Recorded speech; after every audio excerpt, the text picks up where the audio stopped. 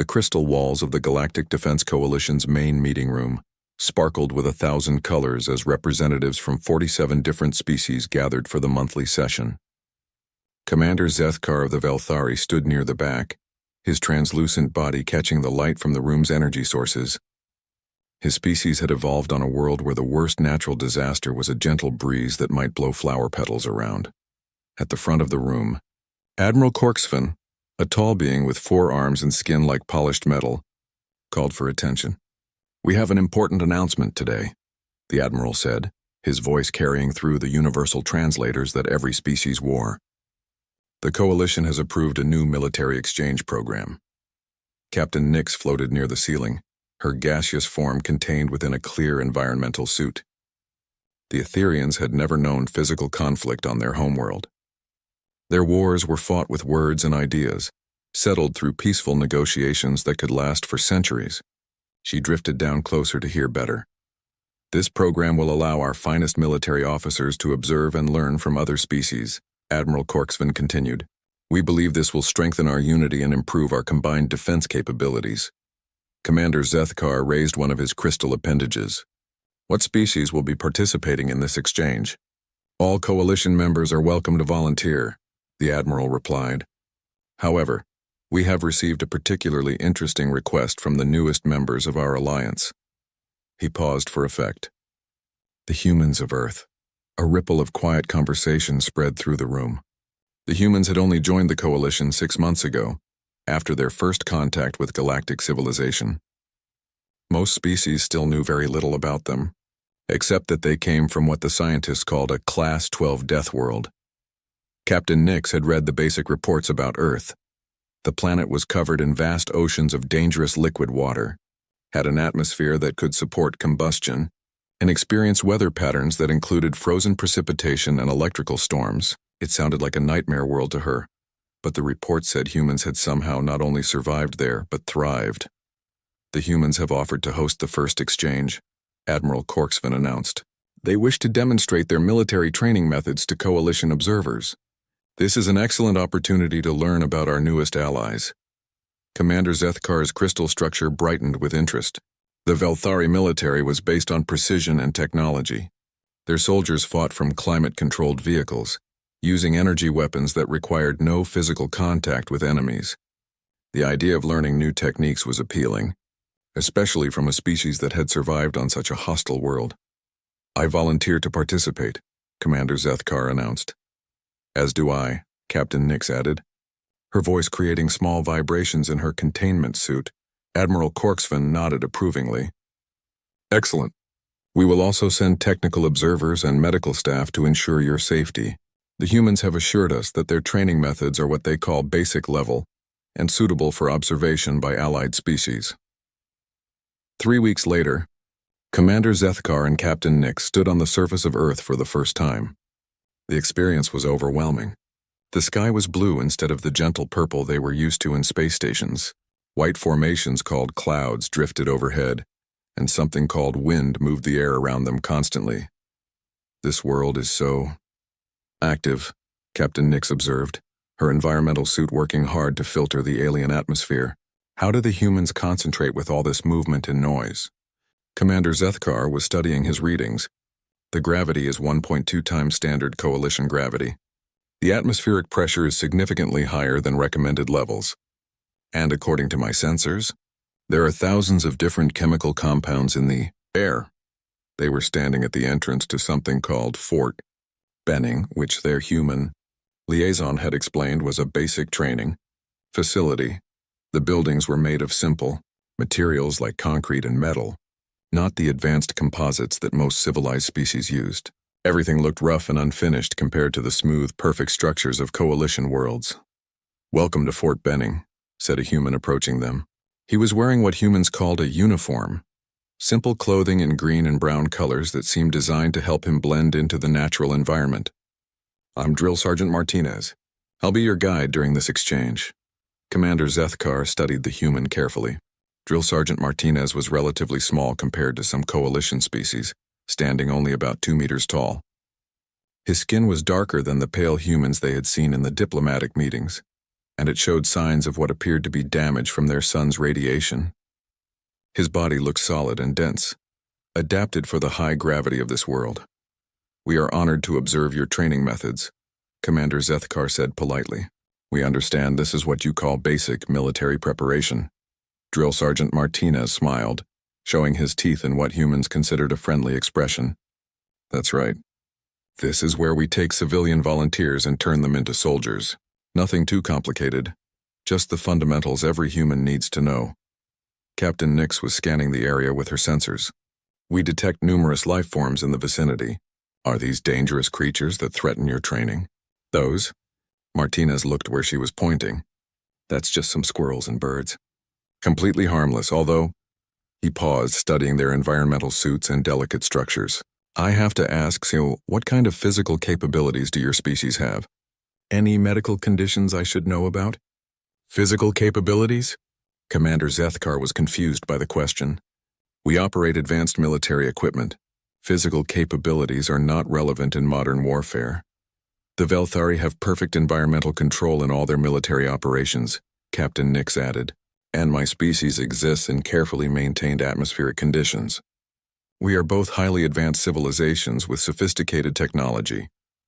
Drill Sergeant Martinez nodded slowly, but something in his expression suggested he was not entirely convinced. "Right. Well, let me show you to your observation area. We'll start with some basic orientation tomorrow morning." As they walked through the facility, the two alien officers noticed strange details everywhere. The humans seemed to build everything to withstand damage, rather than prevent damage from occurring. The buildings had thick walls and small windows. The pathways were made of hard substances that would hurt to fall on, rather than the soft, cushioned surfaces used on civilized worlds. Sergeant Martinez, Commander Zethkar asked, "Why is everything here constructed so roughly?" "Roughly?"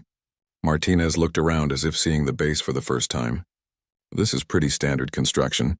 Built to last, easy to maintain. Soldiers need to be able to operate in all kinds of environments, so we don't want them getting used to anything too comfortable." That evening, the two aliens sat in their specially prepared quarters, reviewing their initial observations. Their rooms had been modified with the environmental controls they needed.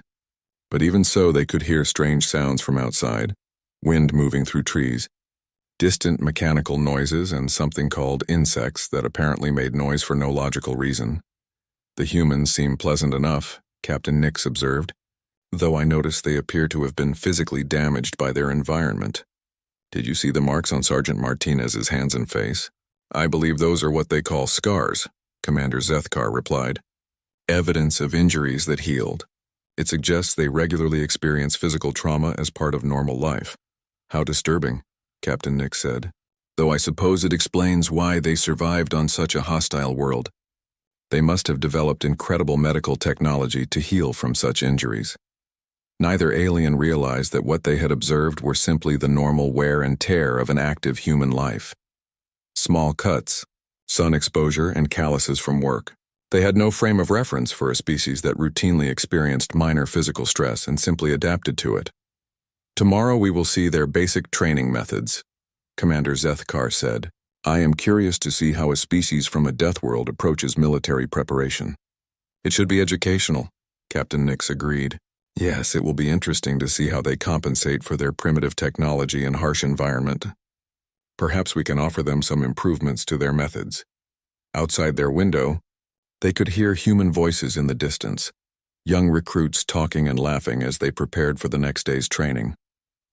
The sound seemed strange to the aliens, who were used to the quiet efficiency of advanced civilizations.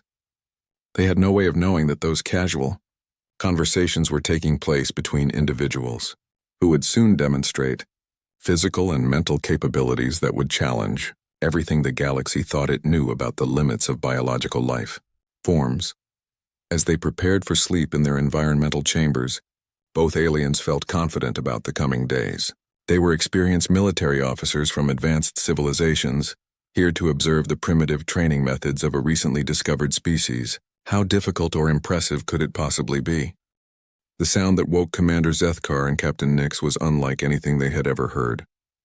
It was loud, harsh, and seemed designed to cause immediate stress. Their environmental systems registered it as some kind of alarm, but it was coming from the human barracks, not an emergency warning system. "What is that noise?" Captain Nix asked, her gaseous form swirling nervously in her containment suit. Commander Zethkar checked his time display. "It is 0400 hours. Why would an alarm sound at this time? There is no logical reason for military personnel to be active before dawn." Through their reinforced windows, they could see lights turning on in the human barracks. Dark figures began moving around, and soon they heard voices. Not panicked voices responding to an emergency, but normal conversation. The aliens watched in confusion as dozens of young humans emerged from their sleeping quarters and began forming organized lines drill. Sergeant Martinez appeared at their door, wearing the same type of uniform as yesterday, but he looked completely alert despite the early hour. "Good morning," he said cheerfully. "Ready to observe some basic PT?" "PT?" Commander Zethkar asked. "Physical training," Martinez explained. "We start every day with exercise. Keeps the soldiers in shape." Captain Nix was scanning the area with her sensors. "Exercise? At this hour? In these environmental conditions?" The temperature outside was what humans called cold. Frost covered the ground, and the aliens could see their breath-forming clouds when the humans exhaled. On any civilized world, such conditions would require protective gear and environmental suits. "This is perfect weather for PT," Martinez said. "Nice and crisp. Really gets the blood moving." The aliens followed Martinez to an observation area where they could watch the human recruits. What they saw next challenged every assumption they had about intelligent life forms. The humans were standing in perfect lines, wearing only thin clothing that provided minimal protection from the cold. Steam rose from their bodies as they breathed, indicating they were losing heat at a dangerous rate. Yet none of them seemed concerned about this obvious threat to their survival. "All right, listen up," shouted a human wearing slightly different clothing. "Time for morning PT. We're going to start with a nice easy warm-up run." "A run?" Commander Zethkar whispered to Captain Nix. They cannot mean actual physical locomotion using their legs, but that was exactly what they meant. The entire group of humans began moving forward at a speed that would be considered dangerous for most coalition species. They were not using any vehicles or assistance devices. They were simply using their own biological systems to propel themselves across the ground at high speed. "This is impossible," Captain Nix said, her sensors working frantically to analyze what she was seeing. "They are operating outside safe environmental parameters. The impact stress on their skeletal systems alone should cause immediate structural failure." Yet the humans continued running. Not only that, but they seemed to be enjoying it. The aliens could hear them calling out songs and chants as they moved. Their voices were strong and clear, showing no signs of the respiratory distress that such activity should cause. "How far will they run?" Commander Zethkar asked Martinez. "Just a couple miles for warm-up," Martinez replied casually. "Nothing too strenuous this early in the morning." "Miles?" The aliens had to quickly convert the human measurement system. When they realized the humans planned to run approximately 3.2 kilometers, both aliens' emergency medical systems activated automatically. "Should we not alert their medical staff?"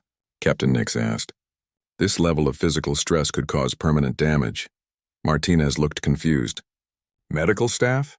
For a morning run? These are healthy young people. A little exercise is good for them." After what seemed like an impossibly long time, the humans returned from their run. The aliens expected to see signs of severe physical trauma, broken bones, damaged breathing systems, or at minimum, complete exhaustion. Instead, the humans looked slightly warm and appeared to be breathing a bit faster than normal. "All right, everybody down for push-ups," the human instructor called out. The aliens watched in horror as the entire group of humans threw themselves toward the ground.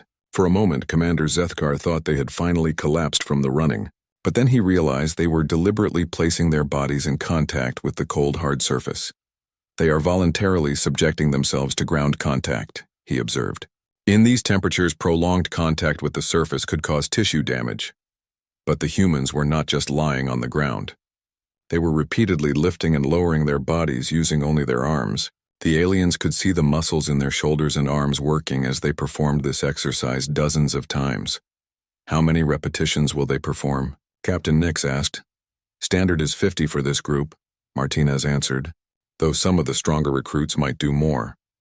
50 repetitions of deliberately stressing their muscular systems while in contact with freezing ground. The aliens began to understand why humans had survived on a death world. They were apparently immune to physical laws that affected normal life forms. The exercise session continued for what the humans called an hour. The aliens watched as the recruits performed activities that had no names in any civilized language. They lifted heavy objects above their heads repeatedly. They ran in place while raising their knees to impossible heights. They lay on their backs and repeatedly contracted their abdominal muscles while other humans held their feet down. This appears to be systematic torture, Commander Zethkar observed quietly. Are these recruits being punished for some violation of military law? Torture? Martinez heard the comment and laughed. This is just basic fitness training. Every soldier needs to maintain minimum physical standards. This is actually pretty light compared to what they'll be doing later in the program. Later? Captain Nix's voice rose in pitch. This intensity will increase? Sure, Martinez said. This is just week 1. We start easy and build them up gradually. By the end of basic training, they'll be in the best shape of their lives. As if the morning exercise was not disturbing enough, what happened next completely shattered the aliens' understanding of military training. The humans were led to an area that Martinez called the obstacle course. The aliens looked at the course with growing alarm. It consisted of barriers that humans would have to climb over, ropes they would have to climb up, and worst of all, an area where they would have to crawl under metal wire while staying close to the ground. This appears to be a deliberate hazard designed to cause injury, Commander Zethkar said. The confidence course? Martinez looked surprised. It's perfectly safe. Well, as long as they follow proper procedures and keep their heads down during the low crawl. Low crawl? Captain Nix asked. Martinez pointed to the section with metal wire stretched between posts. The space underneath was barely high enough for a human body. They have to crawl under that barbed wire on their stomachs. Builds character and teaches them to stay low under fire. The poor aliens watched in fascination and horror as human after human threw themselves onto their stomachs and pulled themselves forward using only their arms, dragging their entire body weight across rough ground. Above them, sharp metal wire waited to tear their skin if they raised their heads too high. This is insane, Captain Nix whispered. No rational being would voluntarily subject themselves to this. But the humans were not just surviving the obstacle course. They were competing with each other to complete it faster. The aliens could hear them encouraging each other, calling out advice and celebrating when someone finished with a particularly good time. Are they enjoying this? Commander Zethkar asked in disbelief. Most of them, yeah, Martinez replied. It's challenging, but that's the point. We're building confidence and teaching them they can do more than they think they can. As the morning progressed, the aliens began to realize that what they were witnessing was not an emergency or punishment. This was normal. This was what humans considered basic, everyday military training. And according to Martinez, this was the easy part. The humans finished their morning activities and marched off to eat breakfast, talking and laughing as if they had not just completed what any other species would consider an ordeal of survival. The aliens remained in their observation area, trying to process what they had seen. We must report this immediately, Commander Zethkar said. Our military leadership needs to understand what humans are capable of. Will they believe us? Captain Nix asked. I have recorded everything, and I am not certain I believe it myself. Neither alien could shake the feeling that they had just witnessed something that would change how the galaxy viewed the newest members of the coalition. These were not the primitive beings that everyone had assumed. These were creatures that thrived under conditions that would kill most other species, and this was only their first day of observation. The third day of observation brought new horrors that the aliens had not expected. They had thought the physical training was the worst they would witness, but they were wrong. What the humans called psychological conditioning proved to be even more disturbing than watching recruits throw themselves over barriers and crawl through mud. Commander Zethkar and Captain Nix were positioned in their observation area when they heard the familiar harsh sound that woke the human recruits each morning. But today something was different. Instead of the normal routine, the drill sergeant seemed angry. Why are they displaying aggression? Captain Nix asked, her sensors detecting elevated stress indicators from the human instructors. I am not certain, Commander Zethkar replied. Perhaps there has been some kind of military emergency. Drill Sergeant Martinez approached their position, but his usual friendly demeanor was replaced by something colder and more intense. "Today you're going to see stress inoculation training," he explained. "We need to prepare these recruits for the psychological pressure of combat." The aliens watched as the drill sergeants began what could only be described as psychological warfare against their own recruits. The instructors shouted at the young humans, criticized their every action, and created artificial emergencies that required immediate responses. "This appears to be systematic psychological abuse," Commander Zethkar observed. "Why are they attacking their own personnel?" "It's not abuse," Martinez explained, though his voice remained stern. "We're teaching them to function under stress. In real combat, everything will be chaotic and frightening. If they can't handle pressure here, they'll fail when lives depend on them." The aliens watched in fascination as human after human was subjected to what their species would consider torture. Drill sergeants would position themselves centimeters from a recruit's face and shout criticisms at maximum volume. The young humans were required to respond calmly and correctly while being verbally attacked. "Your species can function under this level of psychological pressure?" Captain Nix asked. "That's the whole point," Martinez replied. "We're not trying to be mean. We're building mental toughness. These recruits need to learn that they can stay calm and think clearly, even when everything around them is falling apart." What disturbed the aliens most was that the human recruits seemed to be adapting to this treatment. After several hours of intensive psychological pressure, they began responding more quickly and confidently. Their stress indicators dropped as they learned to operate normally under conditions that would incapacitate most other species. "They are actually improving under these conditions," Commander Zethkar said in amazement. "Their performance metrics are increasing rather than decreasing." The psychological training continued with exercises that challenged every assumption the aliens had about mental stability. The humans were forced to solve complex problems while being shouted at. They had to make tactical decisions while exhausted and confused. They were required to maintain unit cohesion while being systematically isolated and pressured. "This next exercise is called decision-making under pressure," Martinez explained. "We're going to present them with scenarios where they have to choose between competing priorities." The aliens watched as individual recruits were placed in simulated emergency situations. They had to decide whether to help a wounded comrade or complete a mission objective. They had to choose between personal safety and unit safety. They had to make life or death decisions with incomplete information and time pressure. "These are impossible choices," Captain Nix observed.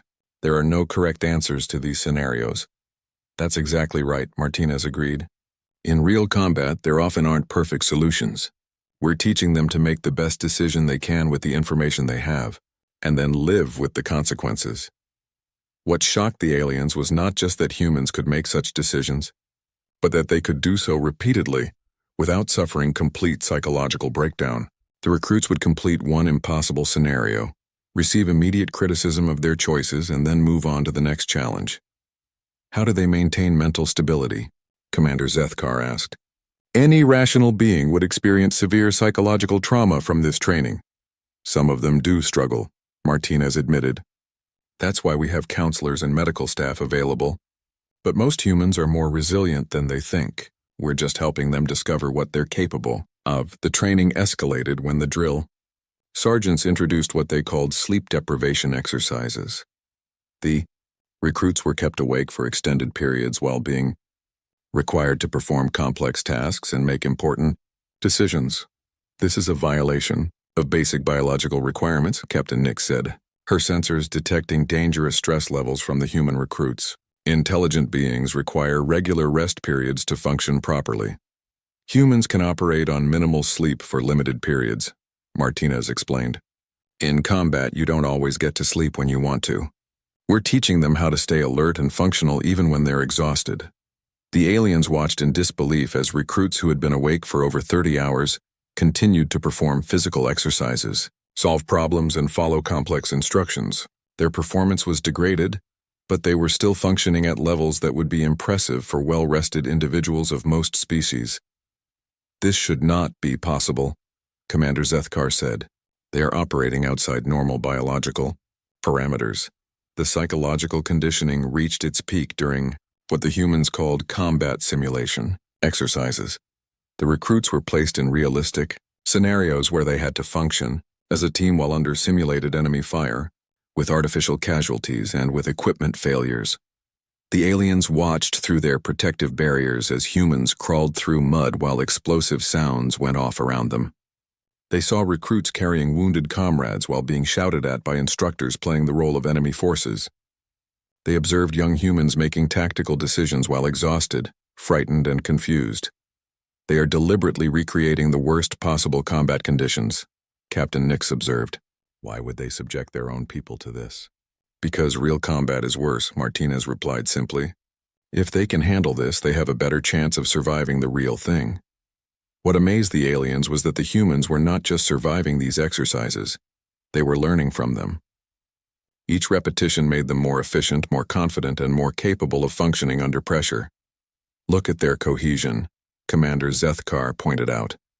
Instead of breaking apart under stress, they are bonding more strongly as a unit. It was true. The shared hardship was creating connections between the recruits that the aliens had never seen before. Humans who had been strangers weeks ago were now working together with a level of trust and coordination that most species required years to develop. We call it esprit de corps, Martinez explained. When people go through difficult experiences together, they form bonds that last a lifetime. These recruits will trust each other with their lives because they know each other's capabilities. The day's training concluded with what the humans called reflection time. The recruits were required to analyze their own performance, identify their mistakes, and develop plans for improvement. Even after hours of physical and psychological stress, they were expected to engage in complex self-evaluation. They are learning from trauma, Captain Nix observed. Instead of being damaged by these experiences, they are using them to become stronger. That's the goal, Martinez agreed. We're not trying to break them. We're trying to show them that they're tougher than they think they are. Most of these recruits will go through their entire military careers without facing anything as difficult as basic training. As the recruits marched back to their barracks, the aliens could see fundamental changes in their behavior. They moved with more confidence. They communicated more efficiently. They showed signs of mental discipline that had not been present at the beginning of their training. These are not the same individuals who began this program, Commander Zethkar said. The humans have created a transformation process that fundamentally alters their psychological makeup. And this is just basic training, Martinez reminded them.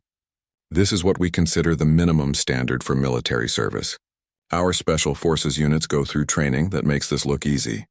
The aliens spent that evening reviewing their recordings and trying to understand what they had witnessed. The human training methods violated every principle of psychological safety that the coalition considered fundamental to civilized society. We must contact our governments immediately, Captain Nix said. Our military leadership needs to understand what humans are capable of. More importantly, Commander Zethkar added, they need to understand what humans consider normal. Neither alien could sleep that night. They kept thinking about young humans who had voluntarily submitted to psychological conditioning that would be considered torture on any other world. And these were not elite warriors or specially selected individuals. These were ordinary humans who had simply chosen military service. The weapons training began on the 5th day, and it immediately shattered every assumption the aliens had about civilized warfare. Commander Zethkar and Captain Nix had expected to see advanced energy weapons, sophisticated targeting systems, and the kind of clean, technological combat that modern military forces use throughout the galaxy. Instead, they found themselves watching humans learn to use devices that could only be described as primitive implements of destruction. These are projectile weapons, Commander Zethkar said, studying the devices through his sensors. They function by explosively propelling small metal fragments at high velocity. The kinetic energy transfer must cause massive tissue damage, Captain Nix observed. These weapons are designed to destroy biological matter through mechanical force. Drill Sergeant Martinez was explaining the weapons to the recruits with the same casual tone he used for everything else. This is the M4 carbine, your basic service rifle. It fires a 5.56 millimeter round at approximately 3,100 feet per second. You will learn to clean it, maintain it, and fire it accurately under all conditions. The aliens watched in horror as young humans were handed these instruments of destruction and taught to use them as if they were simple tools. The weapons made loud explosive sounds with each shot, created visible flashes of fire, and filled the air with chemical smoke. "Are there no safety protocols?" Captain Nix asked, her sensors detecting multiple hazardous conditions. "The noise levels alone should cause permanent hearing damage." "They're wearing ear protection," Martinez pointed out, "and everyone follows strict safety rules. But yes, these are serious weapons. They have to be comfortable with them because their lives might depend on it." What disturbed the aliens most was not just the primitive violence of the weapons, but how quickly the humans adapted to using them. Within hours, recruits who had never held a firearm were hitting targets with increasing accuracy. By the end of the day, they were performing complex reloading procedures and clearing weapon malfunctions under time pressure. "They show no signs of psychological trauma from handling these devices," Commander Zethkar observed. "Most species require extensive conditioning to overcome their natural aversion to weapons designed to kill. Humans don't seem to have that aversion," Martinez explained. "We've been making tools and weapons for thousands of years. It's part of our culture." The weapons training escalated quickly. The aliens watched as recruits learned to use explosive devices called grenades that were designed to kill multiple targets simultaneously. They observed training with devices called rocket-propelled grenades that could destroy vehicles and fortifications. These weapons would be classified as war crimes by most coalition species, Captain Nix said quietly. "The indiscriminate nature of explosive devices violates every principle of civilized combat." "Different worlds, different rules," Martinez replied. "Earth has been a dangerous place for a long time. We've had to develop weapons that work against everything, from wild animals to enemy armies. But the real shock came when the aliens were introduced to what humans called close-quarters combat training." They watched in disbelief as recruits were taught to fight using knives, bayonets, and eventually their bare hands. "This is hand-to-hand combat," Martinez explained as they observed humans practicing with combat knives. "Sometimes technology fails or you run out of ammunition. Every soldier needs to know how to fight up close." The aliens were speechless as they watched young humans learning to attack each other with bladed weapons. The training used protective equipment, but the techniques being taught were clearly designed to cause maximum damage to living targets. "They are learning to kill using only their biological systems," Commander Zethkar said in amazement. "No tools, no technology, just physical force and edged weapons." "Combat doesn't always happen at long range," Martinez said. "Sometimes you end up fighting face-to-face with an enemy. Our soldiers need to be ready for that." The unarmed combat training was even more disturbing. The aliens watched as humans learned to use their hands, feet, and entire bodies as weapons. They were taught techniques for breaking bones, cutting off air supply, and causing unconsciousness through direct physical contact. "This appears to be systematic training in how to disable or kill other beings using only natural body parts," Captain Nix observed. "I have never seen anything like this." "It's called martial arts," Martinez explained. "Humans have been developing unarmed combat techniques for thousands of years. Every culture on Earth has its own fighting styles." What amazed the aliens was not just that humans could learn these violent techniques, but that they approached them with the same methodical precision they used for everything else. The recruits practiced their combat moves repeatedly, analyzed their effectiveness, and worked to improve their performance just like any other skill. "They treat violence as a technical subject," Commander Zethkar said. "They study it, practice it, and refine it like any other military capability." The training reached its peak when the drill sergeants introduced live fire exercises. The aliens watched through reinforced barriers as humans moved through simulated combat environments while using real weapons and explosives. "The projectiles they are firing could cause death," Captain Nix said, her voice tight with stress. "How is this considered training rather than combat?" "Strict safety protocols and controlled conditions," Martinez replied. "But yes, these are real weapons with real ammunition. We want them to understand exactly what they're working with." The aliens observed humans advancing under covering fire, assaulting fortified positions and conducting room-clearing operations using live weapons. The noise was tremendous. The smoke and fire created chaotic conditions, and the danger was very real. One mistake could result in casualties among their own personnel, Commander Zethkar observed. Yet they perform these exercises routinely. "Accidents are rare, but they do happen," Martinez admitted. "It's a calculated risk. The training has to be realistic enough to prepare them for actual combat. During one exercise, the aliens witnessed something that challenged their understanding of human psychology. A recruit made an error that could have resulted in injury to his teammates. Instead of stopping the exercise or treating it as a failure, the drill sergeants used it as a teaching moment. Mistakes happen in combat, Martinez explained to the recruits afterward. The important thing is to learn from them and make sure they don't happen again when lives are really at stake. The human who had made the error was not punished or removed from training. He was given additional instruction and allowed to continue. The aliens realized that humans viewed even dangerous mistakes as part of the learning process. They accept risk as an inevitable part of training, Captain Nix said. Most species would consider this level of danger completely unacceptable. Different worlds create different attitudes toward risk, Martinez replied. Earth is a dangerous place. We've learned that trying to eliminate all risk just makes you less prepared for reality. The weapons training concluded with what the humans called field exercises, multi-day simulations, where recruits had to live outdoors while conducting military operations. The aliens watched through remote sensors as humans spent days in the wilderness, sleeping on the ground, eating basic rations, and conducting combat missions in all weather conditions. They are voluntarily subjecting themselves to primitive survival conditions while maintaining complex military operations, Commander Zethkar observed. This combination of physical hardship and tactical thinking should be impossible. It's challenging, Martinez agreed. But it teaches them that they can operate effectively, even when everything is working against them. The aliens recorded humans fighting simulated battles in rain, snow, and extreme heat. They watched recruits navigate through forests and swamps while carrying heavy equipment and maintaining combat readiness. They observed young humans who had been civilians weeks earlier, performing coordinated military operations that would challenge experienced soldiers from most other species. These are not elite troops, Captain Nix said, reviewing her recordings. These are ordinary humans receiving basic training. That's right, Martinez confirmed. This is just the foundation. After basic training, they'll go to advanced schools where they'll learn specialized skills for their military roles. Advanced schools? Commander Zethkar asked. This training becomes more intensive? Much more, Martinez replied. Basic training just teaches them to be soldiers.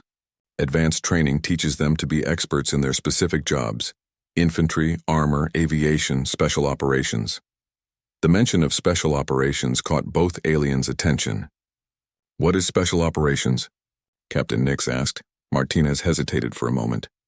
That's training for our elite units. Rangers, Special Forces, Navy SEALs. Those programs are considerably more challenging than what you've seen here.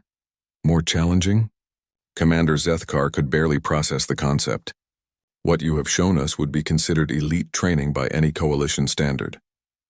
Different standards, Martinez said simply. What you've seen is just basic infantry training. Our special operations units train for missions that require capabilities beyond what regular soldiers need. The journey back to Coalition.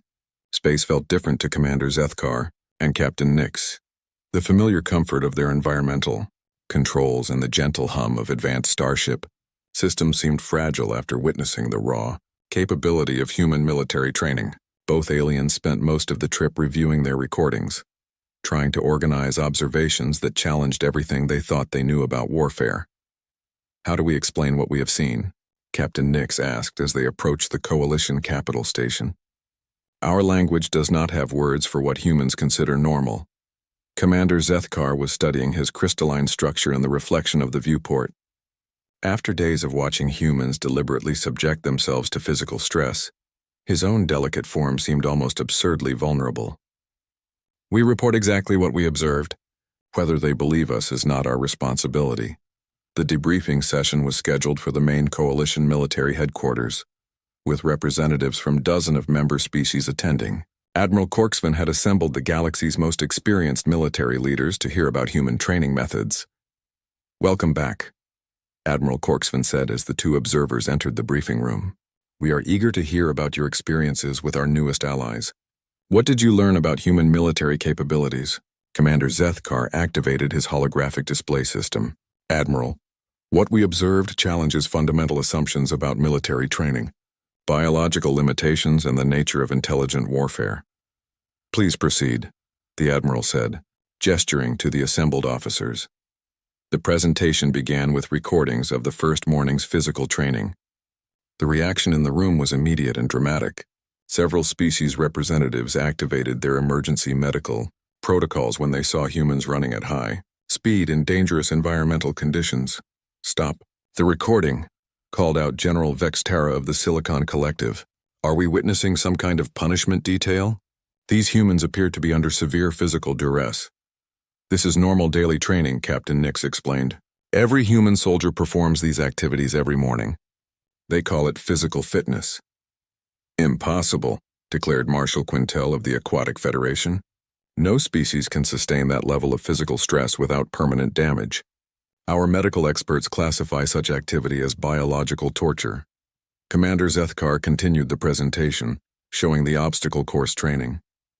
The room fell silent as they watched humans deliberately throwing themselves over barriers, crawling under dangerous obstacles, and performing activities that required them to ignore their basic survival instincts. This cannot be authentic footage, observed Director Lexander of the Synthetic Alliance. The probability of survival for such activities is below acceptable parameters for any rational being. We have verified the authenticity of all recordings, Captain Nix replied. What you are seeing is accurate documentation of human training methods. The presentation moved to the psychological conditioning segments. The alien leaders watched in growing alarm as human drill sergeants subjected their own recruits to intensive stress training, sleep deprivation, and decision-making exercises under pressure. This is systematic psychological warfare being conducted against their own people, General Vexitara said, her mechanical voice registering extreme concern. Such methods are prohibited by every civilized military code. The humans explained that this training prepares their soldiers for actual combat conditions, Commander Zethkar reported.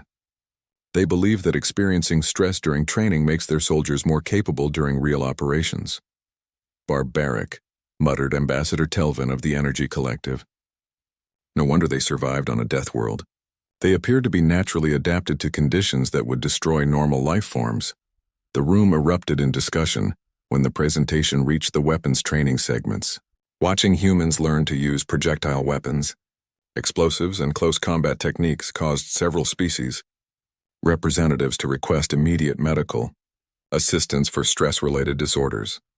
These weapons are designed to cause maximum tissue damage through kinetic force, Marshal Quintel observed. Most coalition species have banned such devices as crimes against sentient life. The humans view them as necessary tools, Captain Nix explained. They have a saying, violence is the last argument of kings. They prepare for situations where other options have failed. Admiral Corksvan was studying the recordings with particular intensity. The efficiency with which these humans adapt to weapons training is remarkable. Most species require years of conditioning to overcome their natural aversion to instruments of destruction. Humans appear to have no such aversion, Commander Zethkar reported. They treat weapons as tools, and violence as a technical skill to be mastered like any other military capability. The presentation concluded with footage from the live fire exercises and field training.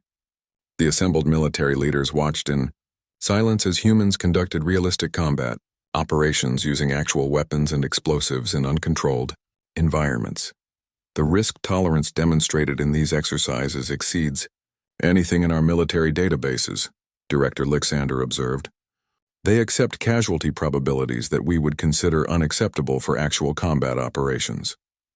And this is what they consider basic training, Captain Nix added. The humans indicated that their elite units undergo significantly more challenging preparation.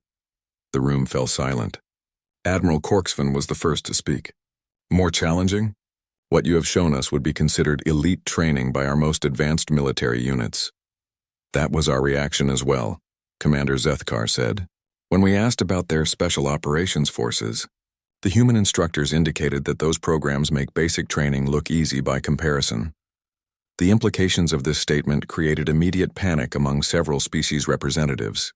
Emergency medical teams had to be called for 3 different ambassadors who suffered stress reactions from Contemplating what human elite training might involve, we need to discuss this. Information in private session, Admiral Corksvan announced. This briefing is classified at the highest levels. No information about human military capabilities is to be shared outside this room. After the formal presentation ended, smaller groups of military leaders began intense discussions about what they had learned. Commander Zethkar and Captain Nix found themselves answering detailed questions about every aspect of human training. "Are you certain these humans are not genetically modified for combat?" asked General Vextara. "Natural evolution should not produce beings capable of such performance." "They appeared to be unmodified biological entities," Captain Nix replied. "Their capabilities seem to result from adaptation to their hostile homeworld environment." "This changes everything," muttered Ambassador Telvin. "We have been treating humans as a primitive species that needs protection and guidance. Instead, we have admitted beings into the coalition who could potentially defeat our combined military forces." The discussions continued for hours. Military strategists tried to understand how human capabilities would affect coalition defense planning. Diplomatic experts worried about the political implications of having such powerful allies. Medical specialists struggled to comprehend how human biology could function under such extreme conditions. Admiral Corksvan called Commander Zethkar and Captain Nix into a private meeting that evening. "Your observations have created a significant problem," he said. "Most of our member species are now requesting immediate reassessment of human military potential. Are they concerned about human aggression?" Commander Zethkar asked. "Not aggression," the Admiral replied. "Capability. Several species are suggesting that humans should be reclassified from developing allies to potential strategic threats." Captain Nix was surprised by this reaction. "The humans showed no hostile intentions toward coalition forces. They invited us to observe their training as a gesture of cooperation. That may be the most disturbing aspect of all," Admiral Corksvan said. "They voluntarily demonstrated capabilities that most species would consider state secrets. Either they are incredibly naive about military security, or they are so confident in their abilities that they see no threat in revealing them." The meeting concluded with orders for both observers to prepare detailed classified reports for their respective governments. The information about human training methods would be shared only with the highest levels of military leadership. Over the following weeks, the effects of their reports rippled through coalition space. Species that had viewed humans as junior partners began reassessing their diplomatic positions. Military planners started developing new strategies that accounted for human capabilities. Intelligence services began gathering additional information about Earth's military forces. Commander Zethkar received a message from his homeworld's military command 6 weeks after his return. "Your report has been reviewed by our highest military council," the message read.